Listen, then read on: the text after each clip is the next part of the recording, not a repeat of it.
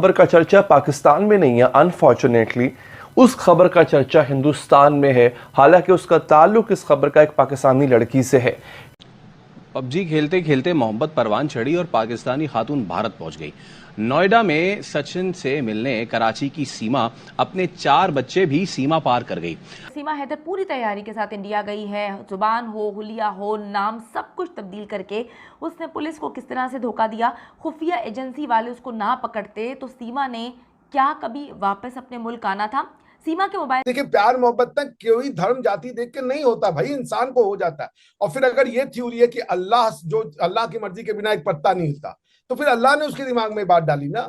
अगर अल्लाह हिदायत भी दे रहा है, गुमराही भी अल्लाह कर रहा है, तो जो भी करना था अल्लाह ने किया, तो आप उसको नहीं वो रिस्पॉन्सिबल ठहरा सकते।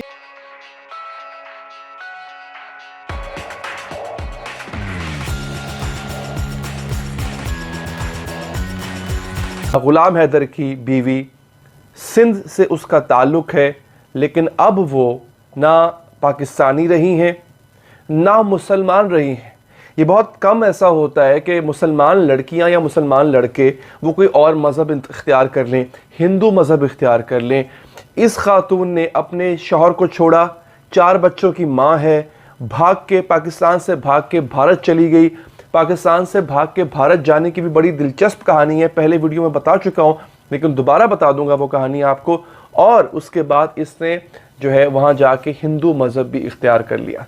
तो इस वक्त ये पूरे हिंदुस्तान की बहू बनी हुई है। नाज़रीन, पाकिस्तानी इतने खामोश हैं और मैं बड़ा हैरान हूँ पाकिस्तानी हुकूमत पे। आज खबर आ रही थी कि $2 अरब हमें सऊदी अरब ने देने का वादा कर लिया, उस पर हम लुड़ियाँ मार रहे हैं। मतलब जब जब हमें भीख मिलती है ना, हम उस पर लुड़ियाँ डालना शुरू कर देते हैं। इस बात पे कोई बात ही नहीं कर रहा है कि ये हो क्या रहा है भाई। और मैं आपको एक इंटरेस्टिंग बात, उससे भी ज़्यादा इंटरेस्टिंग बात ये बताऊं, ये इस साल का दूसरा या तीसरा वाक़या है। इससे पहले जनवरी 2023 में भी ऐसी एक लड़की भाग के इंडिया जा चुकी थी। और पबजी, और मजे की बात है, पबजी खेलते खेलते इनकी भी जो मोहब्बत है, आपस में जो मोहब्बत हुई है दोनों की, वो पबजी के ऊपर हुई है। और उस लड़की के साथ भी यही हुआ था। तो अब मुझे तो लगता है कि बाकायदा तौर पे ये एक पूरी कैंपेन है जो चलाई गई है यहाँ की मुसलमान लड़कियों को वर्गलाने की। और इंडिया के अंदर जो है वो पता नहीं किस किस्म की इनको ख्वाब दिखाए जाते हैं और ये भाग भाग के जा रही हैं यहाँ से। आपको याद होगा वो दुआ ज़हरा केस, मैंने आपसे कहा था कि लड़कियों को, ये जो 16 साल की लड़की होती है, शादी करने की गर्ज से पंजाब आ जाती है, क्योंकि पंजाब में कम से कम उम्र 16 साल है, और यहाँ से फिर जो है वो चाइना भेज दी जाती है। तो ये पूरा गैंग था। अब मुझे लगता है ये भी एक बाकायदा पूरी एक वारदात है जो की जा रही है।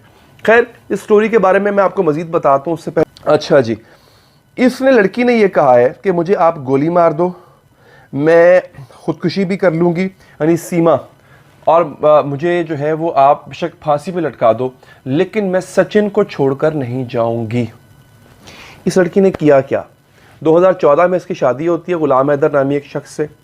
कराची का रिहायशी था, रिक्शा ड्राइवर था। वो आदमी बेहतर रोज़गार के सिलसिले में चला जाता है सऊदी अरब, वहाँ पे मजदूरी कर रहा होता है। इस दौरान इस लड़की का पबजी पे जो है वो खेलने पे जो है वो वक्त गुजरता है, और करते करते जो है इस लड़के से, सचिन नामी लड़के से, जो कि दिल्ली का रहने वाला है, दिल्ली के साथ ही उस लड़के से अब बातचीत शुरू हो जाती है। बातचीत दोस्ती में, दोस्ती मोहब्बत में, प्यार में बदल जाती है।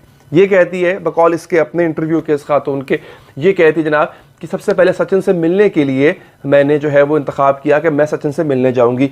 सचिन दुबई आ जाएगा, मैं भी दुबई आ जाऊंगी, क्योंकि भारत तो जा नहीं सकती थी डायरेक्ट, तो वहाँ पे मुलाकात कर लेंगे। पता चला कि सचिन के पास पासपोर्ट ही नहीं है। हाँ, अलबत्ता हिंदुस्तानियों को नेपाल जाने के लिए पासपोर्ट की ज़रूरत नहीं है। लिहाजा इसने कहा कि मैं सबसे पहले उठ के मैं गई नेपाल। सचिन भी नेपाल आ गया। वहाँ पे जाके हमने एक हिंदू मंदिर में शादी कर ली। इतना दिल किया, इतना दिल आ गया एक दूसरे पे कि हमने शादी कर ली। कह रही है शादी करके, और हिंदू धर्म के मुताबिक शादी करके मैं वापस आ गई। जब मैं वापस आ गई तो मेरा दिल नहीं लग रहा था, फिर मुझे ये भी था कि मेरे बच्चे भी हैं। फिर कहती है मैंने फ़ैसला किया मैं अपने बच्चों समेत पाकिस्तान से भाग जाऊँगी। इसके नाम पे इसके शौहर ने एक मकान इसको बनवा के दिया था, और उसकी कीमत थी कोई 12-13 लाख रुपया। इसने क्या किया, इसने अपने शौहर का वो मकान बेचा, वीज़ा लगवाया नेपाल का, यहाँ से बतौर बरास्ता शारजा अपने बच्चों को पकड़ा, शारजा से होती हुई नेपाल पहुँची।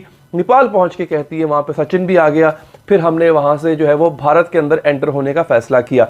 अब नेपाल के ज़रिए अगर आप भारत में एंटर हो रहे हैं तो ना आपको वीज़ा चाहिए, ना कोई इतनी खास चेकिंग होती है, आपका आधार कार्ड जिसको शनाख्ती कार्ड कहते हैं वो सिर्फ देखते हैं। तो कहती जनाब मैं अपने शौहर का शनाख्ती कार्ड था, यानी सचिन का शनाख्ती कार्ड था, मैंने ये प्रिटेंड किया कि मैं बीमार हूँ, शनाख्ती कार्ड मेरा कहीं गुम गया हुआ है। तो खैर थोड़ी बहुत पूछताछ के बाद उन्होंने इसको इंडिया के अंदर आने दिया।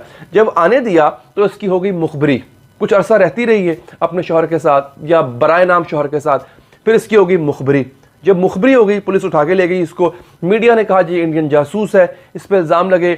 सचिन जो इसका शौहर है उसको भी पुलिस उठा के ले गई, दोनों पे मुकदमा दर्ज हुआ इलीगल एंट्री का, और ये अंदर। अभी कुछ दिन पहले, 1-2 दिन पहले इनकी जमानत हुई है। जैसी जमानत हुई है ये अपने घर में वापस आए हैं तो एक हुजूम है जो कि इंडियन मीडिया का वो इनके घर पे बैठा हुआ है। बीबीसी ने स्टोरी को रिपोर्ट किया। बीबीसी भी कह रहा है कि इनसे बात करने के लिए हमें कई घंटे इंतज़ार करना पड़ा। तो जनाब ये थी सीमा की कहानी। सीमा ने क्या किया, सीमा ने अपने गले में वो जो एक होता है हिंदू रिवायत के मुताबिक जो एक वो स्कार्फ होता है वो लिया हुआ था, उस पर राधे श्याम लिखा हुआ था अगर मैं गलत नहीं हूँ तो, या उसके साथ साथ वो उसने बिंदिया भी लगाई हुई है, सिंदूर भी लगाया हुआ है, गले में मंगलसूत्र भी पहना हुआ है जो कि हिंदू धर्म के मुताबिक पहना जाता है। तो इन्होंने वो एग्जैक्टली वैसा एक रूप भी वैसा ही धारा हुआ है, क्योंकि ये इन्होंने कन्वर्ट कर लिया है। She is not a Muslim any more, अब ये हिंदू हो चुकी हुई हैं, या यूँ कह लें कि मुर्तद हो चुकी हुई हैं सीमा। तो इन्होंने अपना मज़हब चेंज कर लिया हुआ है। अब ये खुद कह रही हैं कि मुझे खुदकुशी करना पड़ी मैं कर लूँगी, मैंने पाकिस्तान वापस नहीं जाना। और मेरा ख्याल है अब इस लायक रह भी नहीं गई कि पाकिस्तान वापस जाएंगे, जो इन हरकतें इन्होंने कर दी हुई हैं। और बकौल इनके मैंने अपने शौहर को तलाक दे दी हुई है, ज़ुबानी तलाक दे दी हुई है। हालांकि इस्लाम के मुताबिक जो है वो तो औरत तलाक दे नहीं सकती, औरत खुला का दावा कर सकती है। और अब इस हवाले से उलमा रहनुमाई फरमाएंगे कि जो औरत अपना मजहब ही तब्दील कर ले तो क्या वो रिश्ता अज़वाज उसका निकाह बाकी रहता भी है कि नहीं रहता। मतलब 2 मुसलमानों का निकाह हुआ था, उसमें से एक शख्स मुर्तद हो गया, उसने मजहब तब्दील कर लिया। अब मुर्तद होने की सज़ा जो भी है वो तो एक और बात है, उस पर बाद में बहस होगी। लेकिन क्या वो निकाह बाकी रहता है दोनों का या नहीं रहता, इस पे उलमा जो है वो हमें रहनुमाई हमें फरमाएं। नहीं है। सीमा की हिंदी सुनकर ऐसे लगता है कि उसने मुकम्मल तौर पर इसकी ट्रेनिंग हासिल की है और उसकी ज़ुबान से तो लग ही नहीं रहा कि वो पाकिस्तान से आई है। उसकी हिंदी इतनी साफ़ है कि पता चलता है कि बाकायदा उसको हिंदी की क्लासेस या ट्रेनिंग फिर दी गई है, उसको तैयारी करवाई गई है। पबजी, टिकटॉक और ऐसी बहुत सी एप्लीकेशंस के ज़रिए जो है खुफिया और हसास मालूमात इधर से उधर भी होती हैं। सीमा हैदर ने गेम ही ऐसी खेली है कि अगर रॉक के एजेंट कोर्ट में उसका पासपोर्ट ना दिखाते तो वो कभी ना पकड़ी जाती। और वो जो इस वक्त कहानी सुना रही है कि जी प्यार मोहब्बत का मामला है, मैं कभी पाकिस्तान वापस नहीं आना चाहती पाकिस्तान से, बल्कि उसने अपने मज़हब से मुकम्मल तौर पर रिश्ता तोड़ दिया है। एक बात जानने की है कि वो अपने 4 बच्चे लेकर क्यों गई, क्योंकि उसका शोहर जो है अब एक्स हस्बैंड है या करंट शोहर है, कुछ आइडिया नहीं है। क्योंकि सीमा कहती है तलाक हो चुकी है, ज़ुबानी इसने तलाक दी थी, और जो उसका पाकिस्तानी शोहर है जो कि इस वक्त सऊदी अरब में काम करने की गर्ज से मौजूद है, वो कहते हैं हमारी तलाक नहीं हुई। पैसों का इनको मसला नहीं लग रहा है, क्योंकि जिस तरह से 2 बार इसने मुख्तलिफ बॉर्डर्स क्रॉस किए हैं उससे ये अंदाज़ा होता है कि सीमा के पास पैसे थे और उसने अपने शोहर से पैसे मंगवाए थे और ये सारा का सारा जो है मामला हुआ। सीमा नेपाल से इंडियन बॉर्डर गैर कानूनी तरीके से जो है क्रॉस करके गई। बॉर्डर सिक्योरिटी को उसने मुकम्मल तौर पर बेवकूफ़ बनाया या फिर पैसे लगाए, क्योंकि पैसे की कमी तो नहीं लग रही। 2 महीने से उसको कोई नहीं जानता था कि सीमा जो है वो इंडिया में मौजूद है, और इंडिया में मौजूद है तो कर क्या रही है। सीमा की जो कवर स्टोरी है वो बहुत ही अलग है, बहुत ही डिफरेंट है, और साथ में 4 बच्चों का भी साथ है। यानी कि वो अपने 4 बच्चों को लेकर आखिर गई क्यों।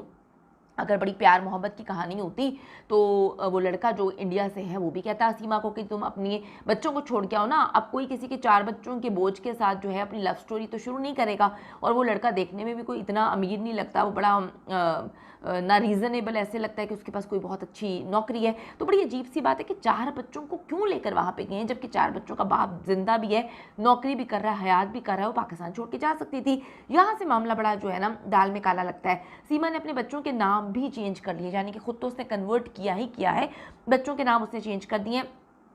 बच्चों के नाम राज, प्रियंका, परी और मौनी रख दिए हैं। इंडिया में इस वक्त तूफान बरपा है और पाकिस्तानी गवर्नमेंट की अगर मैं बात करूं तो मुकम्मल तौर पर खामोश है। हमेशा की तरह पाकिस्तानी गवर्नमेंट जो है वो पाकिस्तान के झंझटों को सुलझाने में लगी हुई है। उसको नहीं पता कि उनके शहरियों के साथ क्या कुछ हो रहा है। इंडिया